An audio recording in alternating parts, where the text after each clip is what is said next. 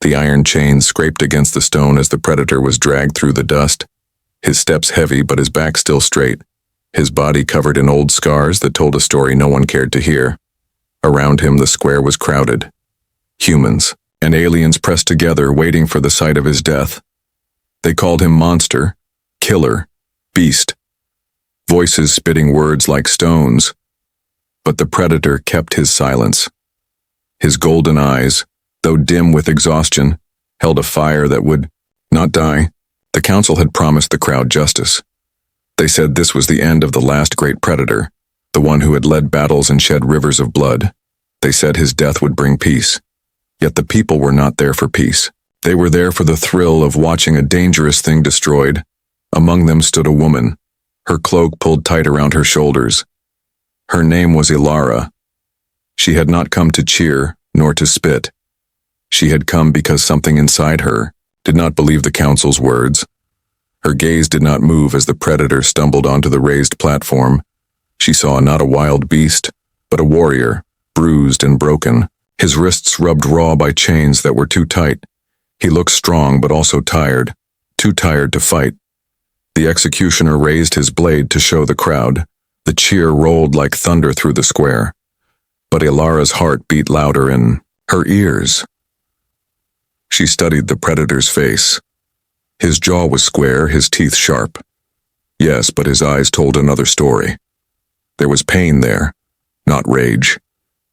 A question formed in her mind. Why does he not fight?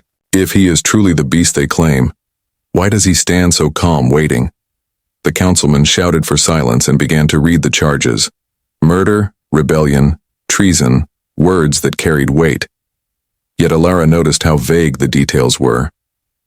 No names, no faces, only sweeping statements.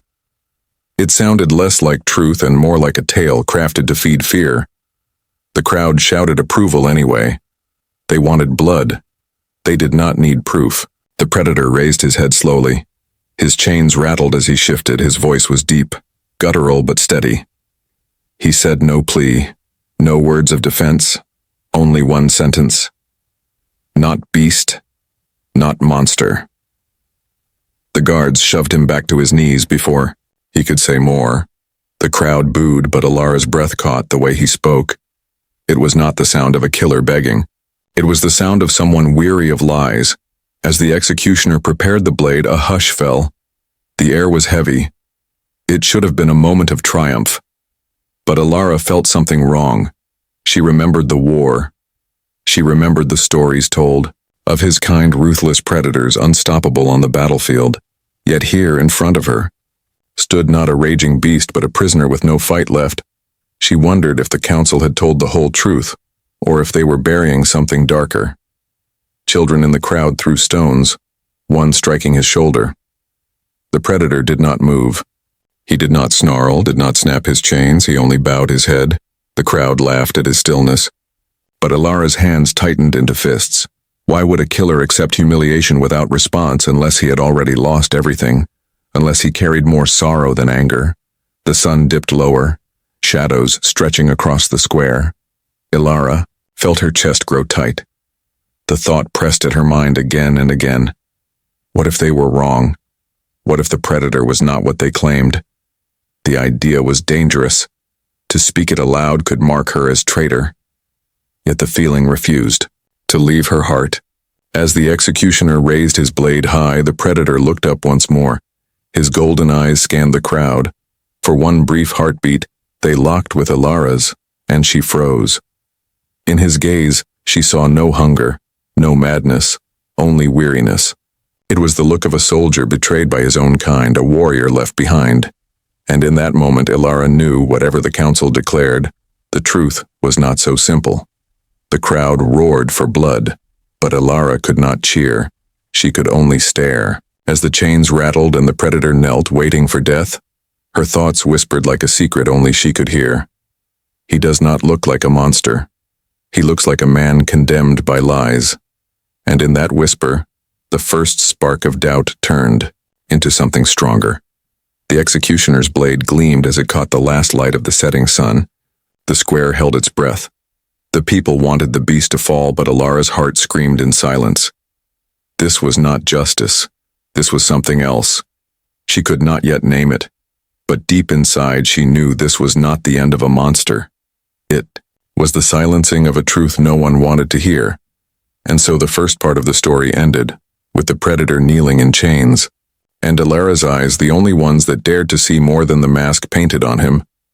A decision was growing inside her, unspoken but undeniable. The night ahead would not belong to the council. It would belong to the choice of one human woman. Next morning the council gathered again in the high square. The air smelled of smoke and fear. The predator was still alive, locked in chains, but his body seemed weaker. His breath was heavy, his golden eyes dimmed. The people were restless. They had expected blood the night before, but the execution had been delayed by some excuse. Now they wanted their hunger satisfied. They wanted to see the monster fall. The leader of the council stepped forward, a tall alien with cold eyes and a sharp voice. He raised his hands and shouted that today would be the day of justice. His words echoed through the square. He told the crowd that this predator was guilty of countless crimes, that his kind had brought only death and chaos. He said the galaxy could never be safe while such creatures lived. His voice rose higher. As he declared that death was the only answer, the people cheered. They did not ask for proof. They did not ask for details. They only wanted the fear to be washed away with blood. The guards held the predator down on his knees, pressing spears against his back. He stayed still. He did not struggle. He did not fight. He simply stared at the ground, and his silence seemed louder than any roar could have been. In the crowd, Alara watched with her heart pounding. She tried to convince herself that maybe the council was right. Maybe he was dangerous. Maybe she was only imagining the pain in his eyes. But then she remembered the night before. She remembered how he had whispered in broken words that he was not a beast. She remembered the moment their eyes had met, and the weight she had seen there. That memory burned inside her chest like fire. The councilman began reading the charges: murder, rebellion, betrayal. His voice was filled with power, but his words lacked detail. He never gave names, never gave dates, never told why or how. He simply painted the predator as evil itself. The people shouted and clapped, believing every word. But Alara frowned. Something in the councilman's speech felt too clean, too polished, like a story written to make people afraid. The predator finally lifted his head. His golden eyes scanned the crowd. His voice was hoarse, but he spoke. "Not beast, not monster," he said again. The crowd roared with anger. The guards struck him across the jaw, forcing him to lower his head. The council laughed, saying his words were only tricks. They told the people not to listen, but Alara had already heard, and she could not push the sound away. Alara's hands trembled. She felt as if the entire crowd was pressing down on her. She wanted to speak, but her throat was dry. Still, when the councilman shouted for his execution, the words burst out of her before she could stop them. "Why does no one ask why he fought?" she cried. The crowd fell silent for a heartbeat. Dozens of eyes turned to her. Some were filled with anger, others with shock. The councilman's face twisted. He demanded to know who she was. He shouted that she was a fool for daring to question their judgment. He warned that sympathy for a beast was close to treason. The crowd began to murmur. Some booed, others whispered. A few even looked uncertain. For the first time, doubt cracked through the perfect wall of hatred. Alara's heart raced, but she stood firm. Her voice was steady now. "If he is guilty, show us truth. Tell us names. Tell us why. Tell us what really happened."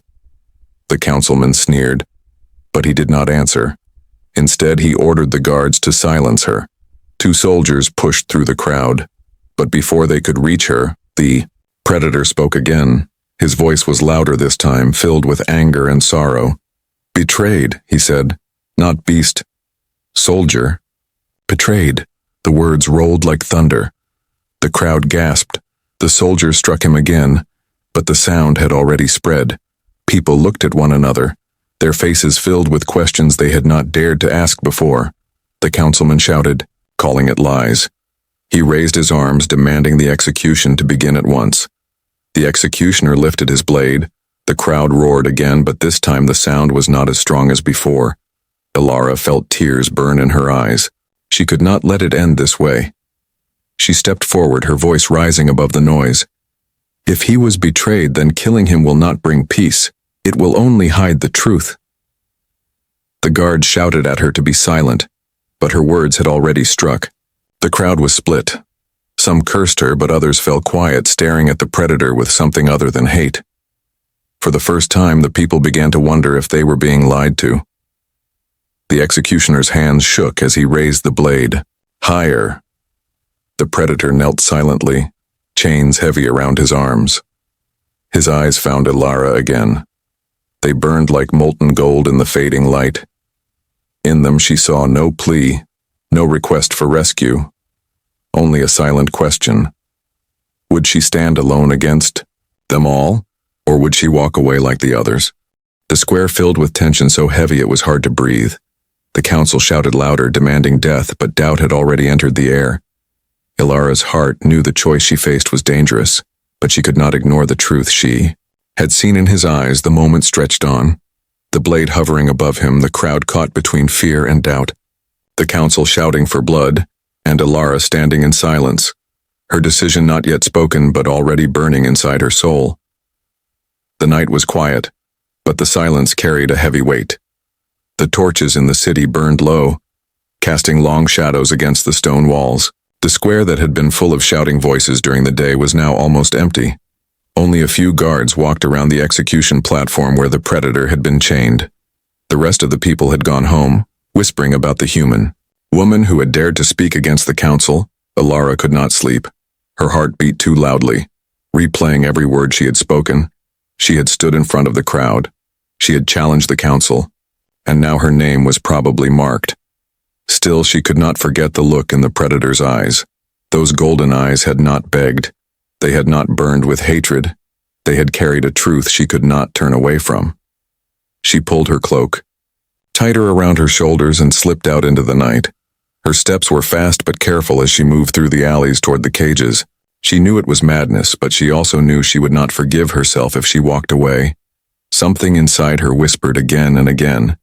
He was not a monster, not what they said.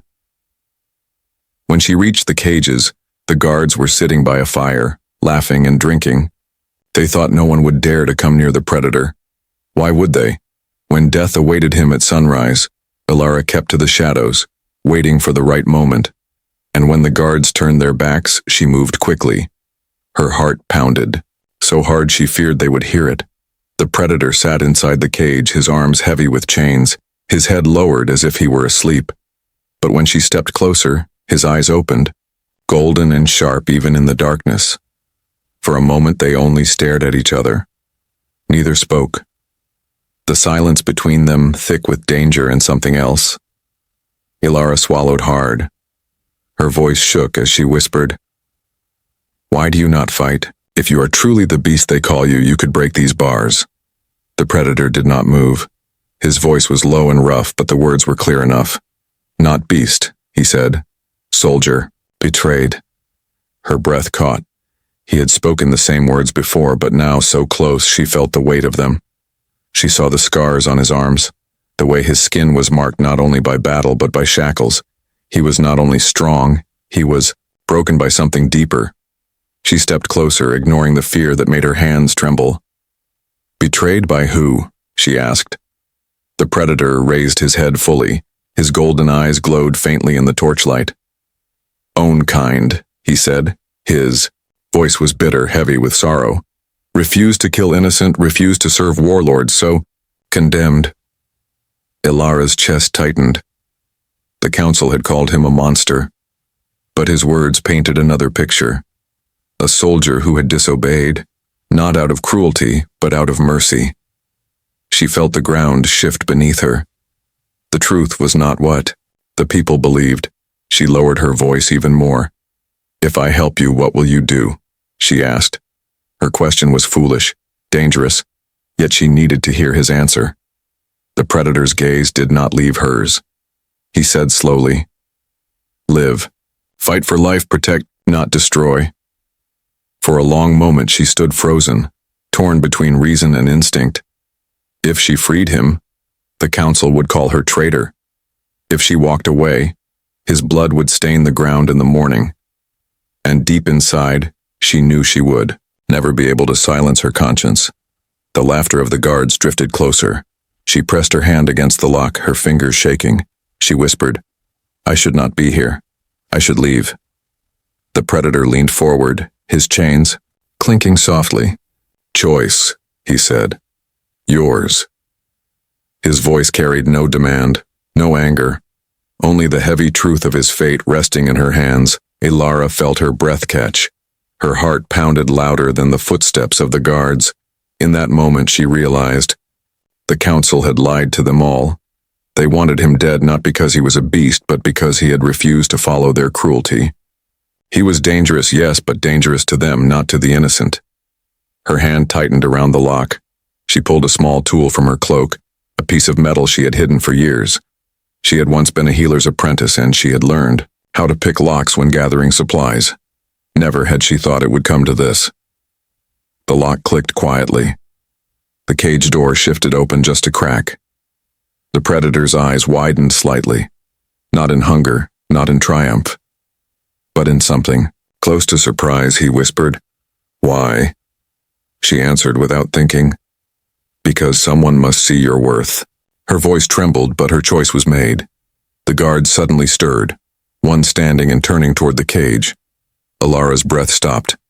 She pulled the cloak tighter around herself and pressed the cage door shut again, hiding what she had done. The predator lowered his head once more, pretending to be asleep. The guard yawned, muttered something, then sat back down. The fire crackled, and the danger passed. Ilara leaned closer, whispering so softly only he could hear. "Tomorrow, night when the crowd sleeps, I will come again." His golden eyes met hers, and for the first time she thought she saw something she never expected. Not fury, not even hope, but trust, fragile and dangerous, yet real. She stepped back, her knees weak, her mind racing. She had not planned this. She had not chosen this path when she left her home tonight. But now she had crossed the line. She had seen his truth, and she could not turn away. She pulled her cloak tighter and disappeared into the night, her heart still echoing with his words. Soldier. Betrayed. The stars above were sharp and cold, but inside her chest a fire burned. Ilara knew the road ahead would be filled with danger, but she also knew one thing with certainty. She could not let him die, not while his true story remained hidden, not while his worth was unseen. The night of the escape came heavy with clouds. The moon was hidden, the stars dimmed. It felt as if even the sky was holding its breath. The streets of the city were quiet, but the silence carried danger. Guards walked their rounds, their boots echoing against stone. The people slept, believing the beast in chains would not live to see another dawn. But Ilara was awake, her cloak pulled close as she moved through the shadows. Her heart pounded louder than her footsteps. She had promised him she would return, and now the promise burned in her chest. At the edge of the square, the torches still burned, lighting the cage where the predator sat. His head was bowed, but when she drew close, his golden eyes opened. They caught the faint firelight gleaming like embers. He did not speak, only watched her, waiting, trusting. Ilara's hands trembled as she pulled the small tool from her cloak. She knew this was the point of no return. The guards were at their fire again, laughing, careless. Their mugs clanged. Together as they drank, they had no fear of escape. Who would free a condemned predator who would dare? Ilara kept low, her heart in her throat. She slipped to the cage and pressed the tool to the lock. The sound of the laughter covered the small clicks. One wrong move and all would be lost. The lock gave way with a soft snap. The door creaked open. Ilara froze, but the guards were too. Busy with their drink, the predator shifted slightly, the chains clinking against his wrists. His gaze met hers, sharp and questioning. Ilara whispered, "Quiet, follow me." He moved forward, silent despite his size. His presence was overwhelming. like a shadow too large for the night. They slipped out of the cage together, Ilara leading him between the broken stones at the edge of the square. Every step felt like thunder in her ears. Though the guards did not hear, the predator moved with unnatural silence, his massive form blending with the darkness as if he had walked in it all his life. She had feared his size would betray them, but he was like smoke, there one moment and gone the next. They reached the first alley, but then a voice rang out.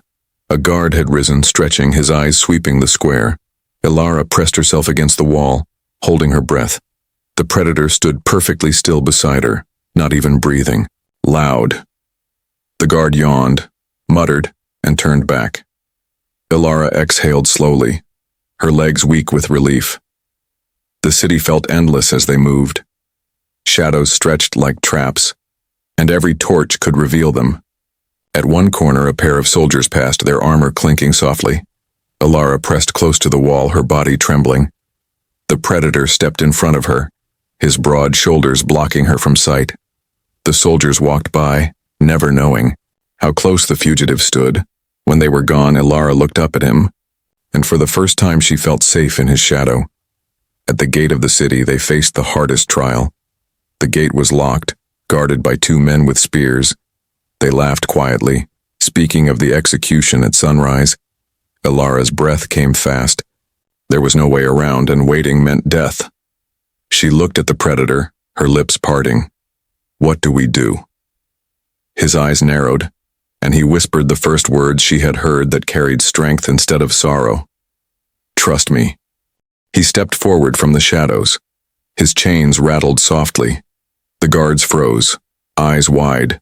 For a heartbeat they did not move. Then the predator struck, not with death, but with speed. He knocked one guard to the ground, his massive hand covering the man's mouth before a cry escaped. The second swung his spear, but the predator grabbed it and snapped it in two like dry wood. With a blow of his shoulder, he sent the guard tumbling. Both men were alive but dazed. Their weapons scattered across the stones. Ilara stared, her breath caught. She had expected blood, but he had chosen restraint. He had not killed them, though. It would have been easy. That choice told her more about him than words ever could. He turned to her, his golden eyes steady. "Go," he said. She ran to the gate, her hands fumbling with the bar. Together they shoved it open just wide enough to slip through. The night air outside was colder, filled with the wild scents of earth and trees. Once outside, they did not stop. They ran into the dark fields, the grass brushing against their legs. Behind them, the city grew smaller, its lights fading. Every step carried them farther from death and deeper into danger, for the council would soon learn of the escape and hunters would be sent. But for now, they were free. The predator moved beside her like a shadow come alive, strong and silent. She felt her lungs burn, but she did not slow. They crossed a river, the cold water biting at Ilara's skin. She stumbled, nearly falling, but the predator caught her easily, lifting her with one arm and carrying her across.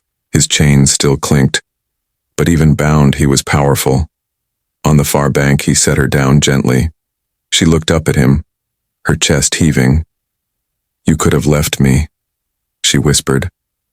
He shook, his head slowly, his voice low.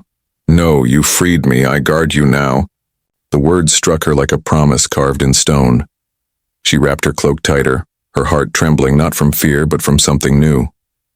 The city was far behind them now, but danger was closer than ever. The night belonged to hunters and shadows. Yet as they walked into the wilderness, Ilara no longer felt alone. At her side walked the very being everyone else had called a beast, and in him she saw not a predator, but the beginnings of a protector. The forest was dark and endless. The branches swayed in the night wind, whispering like voices that warned of danger. Ilara moved carefully, her cloak brushing against roots and fallen leaves. Her legs trembled from running, but she forced herself forward. Behind her, the predator walked silently, his chains dragging against the ground with a dull sound. He moved with such strength and balance that even in the wild he seemed part of the shadows. They had escaped the city, but freedom was not safety. The council's hunters would rise with the sun, their hounds and soldiers would scour the land. Ilara knew it was only a matter of time. Still, she kept walking, because stopping meant capture. She stumbled over a root and almost fell, but a strong arm caught her. The predator lifted her steady. His golden eyes looked down at her, not cold, not cruel, only watchful. She whispered thanks, and he said nothing. When dawn began to creep through the trees, Ilara's body gave in. She could not walk farther. Her legs folded beneath her. She pressed her back against a trunk and gasped for breath. The predator stopped and crouched beside her. His huge form blocked the morning light. For a long time, neither spoke. The forest was quiet, except for their breathing. At last he said, softly, "Rest." She shook her head weakly. "If we rest, they'll catch us." But he only answered, "I watch." Ilara let her eyes close, but only for moments. The sound of chains shifting reminded her he was near. When she opened her eyes again, he was still watching. His gaze never turned away from the trees, like a guardian waiting for danger. Something strange stirred in her heart. This was no mindless beast. This was someone who understood what it meant to protect. Later, when the sun climbed higher, hunger gnawed at her stomach. She had brought no food, no water. She cursed herself for not planning. But before she could speak, the predator rose and disappeared into the trees. Fear shot through her. What if he left her? What if he turned against her? But soon he returned carrying roots and berries, his massive hands careful as he set them down before her. He broke one in half, tasted it first to show it was safe, then handed it to her. She ate slowly, her throat tight with emotion. That night they built a small fire in a hollow of rocks. The flames were low, hidden. Ilara sat close to the warmth, but her eyes stayed on him. His chain still wrapped his wrists, though broken in places. He had not asked her to free him completely. She wondered why. When the silence grew heavy, she whispered, "Why didn't you fight them? You're strong enough. You could have killed the guards. You could have killed me too." The predator looked at the fire for a long moment before speaking. His voice was slow, broken by the weight of words. "Not kill without reason I fight. To protect, not destroy my people. Warlords. They order kill innocents, children weak I refuse. So, betrayed, marked beast. Condemned." His eyes lifted to hers, golden and fierce. "They fear what they cannot control." Ilara's chest ached as she listened. His story was simple, but it rang with truth. The council had painted him as a monster, yet his crime was mercy. She thought of the people who had cheered for his death, blind to the reality.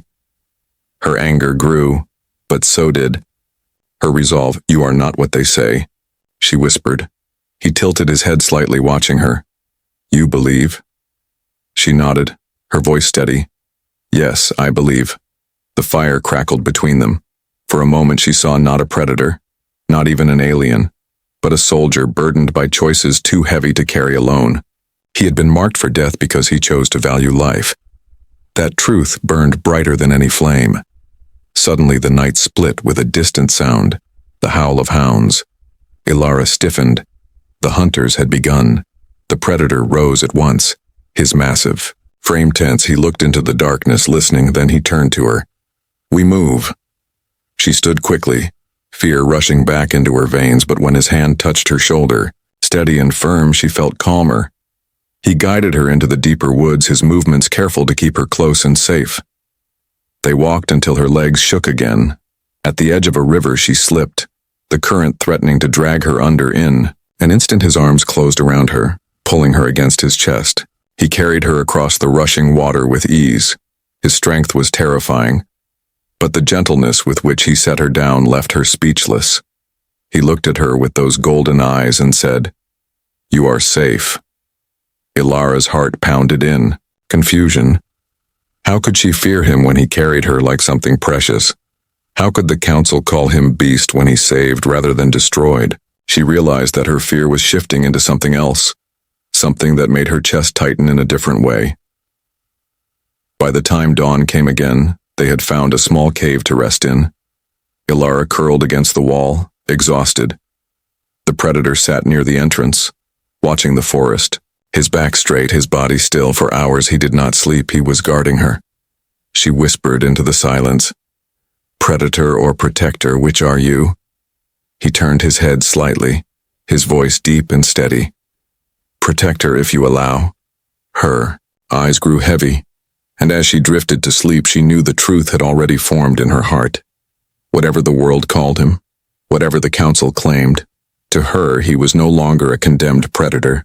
He was the protector who had chosen her life over his freedom, and that choice made all the difference.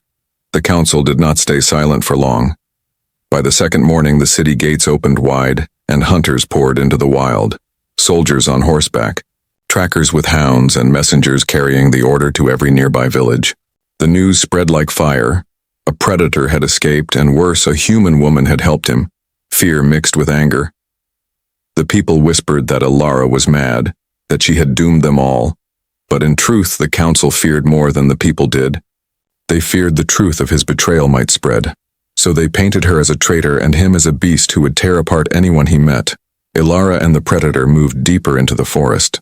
The days blurred together, long hours of walking, resting in hidden places, always moving again before dawn. The sound of hounds sometimes echoed behind them.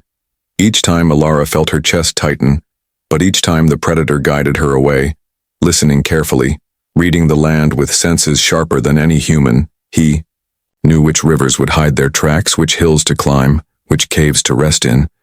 Without him, she would have been lost within hours. One night, as the fire burned low, Ilara heard voices in the distance. Hunters, their laughter carried, cruel and confident. She pressed close to the rock wall, fear shaking her. The predator crouched in front of her, his body shielding her from sight. She whispered, "They'll kill you if they catch you." He shook his head slowly. "Not me, you first." His eyes glowed faintly in the firelight, and his words filled her with a strange warmth. He cared not because he had to, but because he chose to. The hunters came closer, torches flickering between the trees. Ilara's heart raced. She could see their armor glinting through the leaves. She thought this was the end. But when they reached the clearing, the predator stepped forward. His massive frame moved from shadow into firelight. The hunters gasped. One raised his spear, another shouted. The predator's chains clinked as he charged, not to kill, but to disarm. In a blur, he struck the spear aside, grabbed the torch, and crushed it into the ground. Flames sputtered out. Darkness swallowed the clearing. Cries of confusion filled the night. The predator's strength was overwhelming, but Ilara saw how careful he was. His blows knocked the hunters to the earth, but he did not end their lives. He only made sure they could not follow. When the last one scrambled away in fear, the predator returned to her side. His chest rose and fell with deep breaths. His golden eyes shone fiercely. She whispered, "Why didn't you kill them?" He looked at her, voice rough. "Not enemy, only fools." The next day, rumors spread among the villages. Some said the predator had slaughtered dozens. Others whispered a different tale, that he had spared lives when he had the chance to take them. For the first time, cracks appeared in the council's story. Not everyone believed their words so easily now, but the danger only grew. The council sent more soldiers. Patrols searched the rivers and burned parts of the forest. Ilara and the predator ran from hiding place to hiding place. Every night she grew more tired, yet every night he carried her when her legs failed. Once, when she stumbled in the dark and twisted her ankle, he lifted her as if she weighed nothing. His arms were steady, his steps strong. She buried her face against his chest, whispering, "You should leave me. I only slow you down." His reply was soft but firm. "No, you freed me. Now I guard you." In a small village they passed through secretly, Ilara overheard the whispers of the people. "The woman travels with the beast," one said. "But they say he spared the soldiers," said another. "Maybe he is not what the council claims." For the first time she realized the truth was beginning to spread. Their escape was not only survival, it was a story that could change how people saw him. One evening, as they rested in a ruined watchtower, Ilara stared at him across the fire. "You risk yourself again and again," she said quietly. "Why, you could vanish into the forest and be free." He looked at her, his gaze steady. "Free alone, not life. Life is more when shared. You gave me choice, I give you protection." His words were broken, but their meaning was strong. Her throat tightened. She had freed him with her hands, but he was freeing her heart with his actions. The hunters did not give up. They cornered them again near the cliffs. Dozens of soldiers surrounded them, spears pointed, torches burning. Ilara clutched her cloak, fear rushing through her veins. The predator stood tall beside her, his chains clinking as he raised his arms. The soldiers advanced, but instead of roaring or tearing into them, he struck their weapons away with measured force, knocking them down but sparing their lives. His restraint was more terrifying than any wild attack could have been, because it showed control, purpose, and strength. Ilara cried out to the soldiers, "Can you not see? He could kill you, but he chooses not to. Does that look like a beast to you?" Her voice echoed over the clash of metal. For a moment the soldiers hesitated. Doubt flickered in their eyes. The council had painted him as a mindless killer, yet here he stood, sparing them, defending a human woman instead of devouring her. The soldiers finally retreated, dragging their wounded but alive companions, their whispers carried into the night. Some would tell the council he was still a monster, but others would tell the truth. The predator was not what they had been told. He was dangerous, yes, but only to those who deserved it. As the silence returned, Ilara sank against the stone, tears in her eyes. The predator crouched beside her, his breath heavy. His golden eyes met hers. "Safe," he said simply. She nodded, her voice trembling. "Yes, safe, because of you." In that moment she knew what the council feared most was not his claws, or his strength. It was the truth of his choices. It was the proof that even a being they called predator could show more humanity than the ones who condemned him. And that truth, carried by the whispers of spared lives, was spreading faster than the hunters could silence it. The final chase began at dawn. The sky was painted with red and gold, but the beauty was drowned by the sound of horns. The council had gathered its strongest hunters, armored soldiers, trackers, and hounds. Their orders were simple: bring back the predator's head and the human woman who had freed him, alive or dead. The forest shook with the march of boots, and the cries of the hounds carried through the trees. Ilara and the predator had run for days, but they could not run forever. Their clothes were torn, their bodies weary. His golden eyes still burned bright, but she saw the weight pressing on him. He was not afraid for himself, but for her. He had chosen to protect her, and every step showed that choice. They reached a ridge overlooking the valley. Beyond the trees lay open land. There was no cover left. Soldiers moved from every direction, closing the trap. Ilara's chest tightened. Her mind screamed that this was the end. The predator stood tall beside her, his chains broken in places but still clinging to his wrists like reminders of his sentence. He looked at the horizon where the army marched, then at her. His voice was low, steady. No escape now. She swallowed hard, tears stinging her eyes. "Then what do we do?" He knelt before her, his head bowed. "Your choice, my life in your hands." The hunters surrounded them on the ridge, spears and swords raised. Torches lit the early morning with harsh light. The council's leader rode forward, his voice sharp as steel. "Seize them, kill the beast, take the traitor." The soldiers advanced. Ilara felt her knees weaken, but then she saw the predator kneeling. His golden eyes looked up at her, not begging, not demanding, but trusting. He had placed his fate in her hands, and now all eyes were upon her. She stepped forward, pulling her cloak tight around her shoulders. Her voice trembled at first, but grew stronger with each word. "Stop." The soldiers hesitated. The leader snarled, "Silence, woman. This beast is condemned." But she raised her voice again, louder this time. "Condemned for what? For refusing to kill innocents, for showing mercy where you demanded cruelty. You call him a monster, but I have seen the truth. He is more than you will ever be." Murmurs spread among the soldiers. Some shifted uneasily, their spears wavered. They remembered the whispers of spared lives. They remembered how he had knocked them down but never struck the killing blow. Ilara's voice carried through the ridge, clear and fierce. If he were a beast, I would not be standing here alive. If he were a monster, he would not have saved me again and again. He is not condemned, he is worthy. The council leader shouted for them to advance, rage twisting his face. But the soldiers hesitated. Doubt filled their eyes. The predator rose slowly to his feet, towering above them. His golden eyes burned like fire in the dawn light. He did not roar. He did not strike. He simply stood tall beside Ilara, his chains clinking softly. His presence alone was enough to make the soldiers step back. Ilara moved closer to him, her voice steady now. Look at him. He could crush you, yet he does not. He could kill you, yet he chooses not to. And still you call him beast? Still you call him condemned? But I say no more. I say he is protector, not predator. The words rang like a blade cutting through lies. The silence stretched heavy. The council leader screamed for obedience, but the soldiers no longer moved. They looked at one another. Some lowered their spears. Others stepped back. For the first time, the council's control cracked. The truth was too clear to deny. The predator had shown mercy when he could have shown death.